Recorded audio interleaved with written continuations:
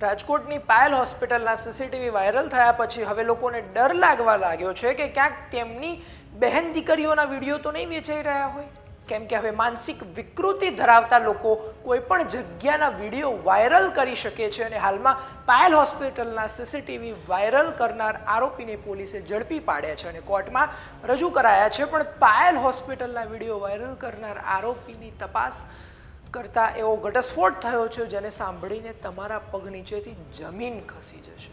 શું બહાર આવ્યું છે તે જાણવા માટે અંત સુધી જોડાયેલા રહેજો. નમસ્કાર, વાઇબ્સ ઓફ ઇન્ડિયા સાથે હું પાર્થ. હાલ આખા ગુજરાતમાં રાજકોટની પાયલ હોસ્પિટલમાં મહિલાના સારવારના સીસીટીવી ફૂટેજ વાયરલ થયાનો મુદ્દો ચર્ચા જગાવી રહ્યો છે. પણ આ સીસીટીવી વાયરલ કરનાર 3 માનસિક વિકૃત લોકોને પોલીસે ઝડપી પાડ્યા છે. પણ તે લોકોની પૂછપરછ કરતા અમુક ચોંકાવનારા ખુલાસા થયા છે, જેમાં સામે આવ્યું છે સીસીટીવી વાયરલ કરનાર પ્રજ્વલ તેલી, ચંદ્રપ્રકાશ અને બ્રજ પાટીલ, જેઓના ફોન ચેક કરતા 20 જેટલી ટેલિગ્રામ આઈડી મળી આવી છે, જેમાં સ્ત્રીઓના અંગત વિડીયોનો વેપાર ચાલતો હતો.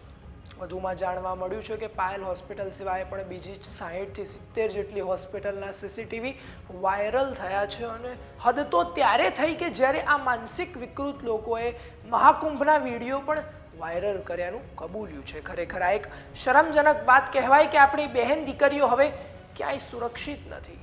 અત્યાર સુધી આ વિડીયો વાયરલ થયાનો મામલો માત્ર ગુજરાત સુધી જ સીમિત હતો તેવું લાગતું હતું, પણ હવે જેમ જેમ આરોપીની તપાસ આગળ વધી રહી છે તેમ જાણવા મળી રહ્યું છે કે આ કાળો ધંધો આખા ભારતમાં વિસ્તરેલો છે. આ વિશે તમારું શું કહેવું છે? કોમેન્ટ કરી જરૂરથી જણાવશો અને આવી અવનવી અપડેટ માટે જોતા રહો વાઇબ્સ ઓફ ઇન્ડિયા.